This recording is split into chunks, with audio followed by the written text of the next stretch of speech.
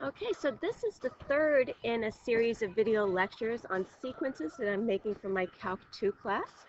And at the end of the last one, I said we're going to do recursively defined sequences and then limits. I lied. We'll do limits first and look at recursively defined sequences again later.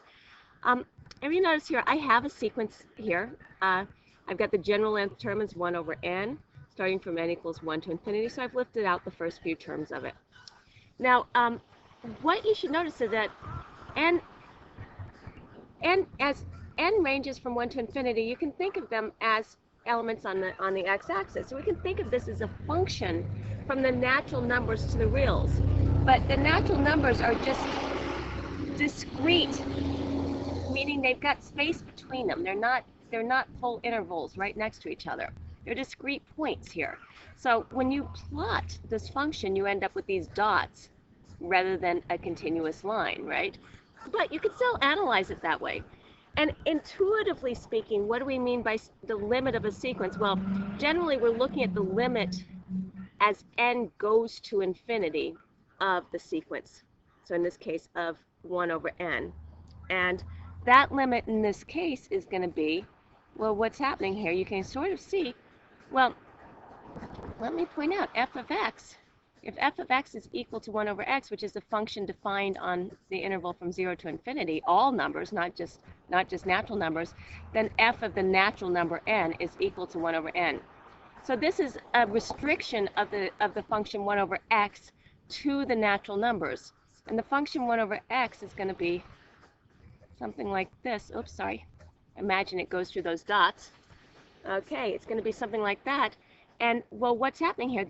This limit is whatever those points are getting close to. In this case, they're getting close to what? 0. Yes. So in this case, they're getting close to 0. In fact, theorem, and this is a very big theorem. Let me write this.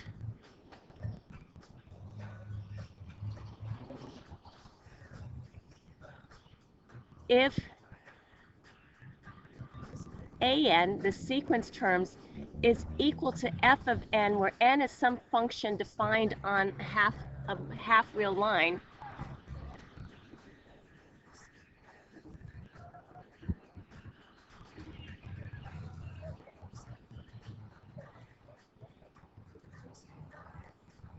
I'm going to start with the half wheel line starting at 1, but you can start really at any point. That's going to be the starting point of your a's. But let's look at this starting at 1 to infinity. And if this limit exists,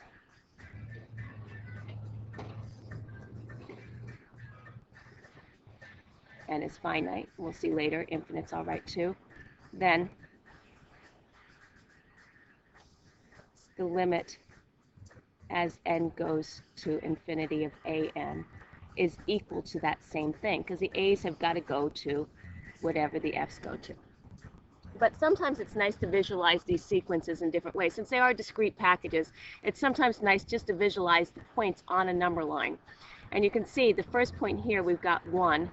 The second point is 2. The third point is 3. So it's like we go from 1 to 2 to 3 to 4 to 1/4, excuse me, to 1/5 to 1/6. And what's happening here? I'm getting closer and closer to, yeah, 0. That limit's going to be 0. Okay. Be careful, though. This theorem doesn't work if the limit as x goes to infinity. Oh, sorry. This should be as x goes to infinity here. The limit as x goes to infinity doesn't exist. Because let's look at another example. This is a really interesting example.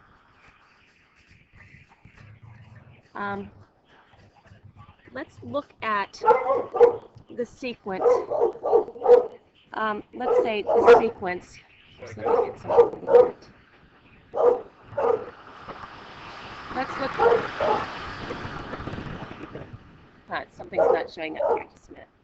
Let's look at the sequence cosine of 2 pi n. N goes from 0 to infinity. So this is similar. This is a restriction of this function, f of x equal cosine 2 pi x, right? to the natural numbers. So this is a similar situation as above, except for what does cosine 2 pi x look like? Well, cosine 2 pi x is, well, it's a cosine function. It's got a different period, right? But it's just going to go up and down between 1 and -1, right? And what's the period going to be? Well, it's going to come back to 2 pi at x equals 1. So the period's actually going to be 1. It crosses at 1. Sorry, it crosses, it comes back to the same starting point at 1, not that one, at 1, and it comes back to the same starting point at 2, and so on down the road, right? So it's got period that. So if I actually look at what the sequence is, I get cosine of 0, which is 1, cosine of 2 pi, which is 1, so the sequence is 1, 1, cosine of 4 pi, which is, guess what, 1, and so on down the road. So the thing to notice here is that this limit, the limit of the function defined on the entire real line, cosine of 2 pi x, does not exist. That's like a big does not exist. Whereas the limit of the sequence in this case, the restriction to the natural numbers,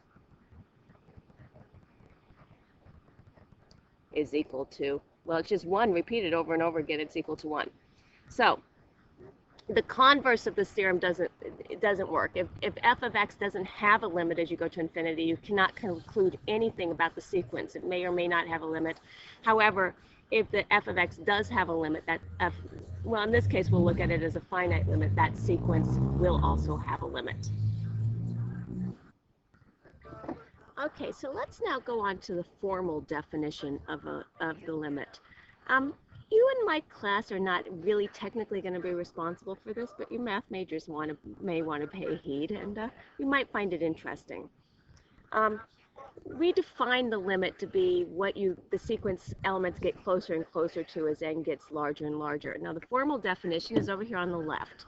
It is going to be, we say that the limit as n goes to infinity of an is equal to L if for every epsilon, that's a Greek letter epsilon, if for every epsilon greater than 0, there is a capital N such that the absolute value of an minus L is less than epsilon whenever little n is bigger than capital N.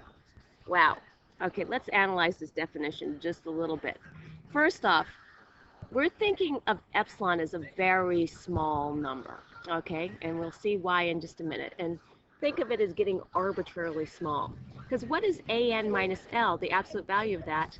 What's a nice geometric interpretation? Yeah, that's the distance between an and L. That's the distance between an and L. So we're saying that the distance between an and L is going to get smaller than epsilon if I go far enough out in the sequence, okay? So let's look at this sequence here. We've got the sequence n over n plus 1 as n goes from 1 to infinity. Okay, let's figure out what this sequence is. Let's list some terms. This is going to be 1/2, right? 2 over 3 2/3. 3 over 4, that's 3/4, 4/5, and so on down the road. Okay, so let's plot these things. So we got 1 up here, right? So we got 1/2. That's 1 maps to 1/2. 2 maps to 2/3. That's going to be a little bit bigger than 1/2, right? 3 maps to 3/4. That's even going to be a little bit bigger still than 2/3, right? So that's coming up here. 4 maps to 4/5. How is it that I'm seeing which is bigger and smaller? If you notice, 2/3 is actually, let me put this in a different color. 2/3 is actually 1 minus 1/3, right? 3/4 is actually 1 minus 1/4. 4/5 is 1 minus 1/5. In fact, I can rewrite the general nth term as 1 minus 1 over n plus 1, right? So as n gets bigger and bigger and bigger, 1 over n plus 1 is getting closer and closer to 0. So 1 minus that is getting closer and closer to what? 1. You got it. Okay, so these are increasing up to 1. Of course, you never quite make it to 1, right? But it's increasing up to 1. So we can actually evaluate this using that theorem, right? Because actually, if we say f of x is equal to x over x plus 1, we know that as x goes to infinity, well, this is a rational function, degree 1 in the numerator, degree 1 in the denominator. As x goes to infinity, this function is going to what? It's going to 1. And so the 1 over n, or n over n plus 1, the sequence terms are also going to 1.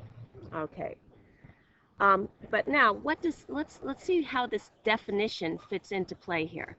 So let me draw this. We know the function f of x has this horizontal asymptote here. And the function has the horizontal asymptote, and the sequence points are getting closer and closer to that horizontal asymptote, right? So, looking at this definition, what is that epsilon? Well, I'm saying that if epsilon is, so if I'm far enough out in the sequence, I'm going to be with, the sequence elements are going to be within epsilon of 1. So I'm going to look over here on the y-axis. If this is this interval from 1 minus epsilon to 1 plus epsilon, then what's happening here is at some point, if I go far enough out from this point in the sequence on, everything in that sequence is going to be between those two dotted lines. It's going to be within epsilon of 1. Now let's look at this on a line, on the number line too. Use that other approach. So I've got 1. Well, let's go 0, 1. So the first term in the sequence is 1/2. Next one is 3/4, right? Next one, 2/3. Next one is 3/4. Next one is 4/5, and we're getting all these points going up towards 1. So how does the epsilon come into play here? Well, I'm going to look at a little epsilon neighborhood around 1. So I'm thinking of a small number, and no matter what epsilon I choose, if I choose epsilon to be 1/1000th, eventually every point in that sequence is going to be in that little neighborhood of radius 1/1000th around 1. So this is going to be epsilon minus 1, 1 minus epsilon, and 1 plus epsilon. Okay, we'll do more limits next video.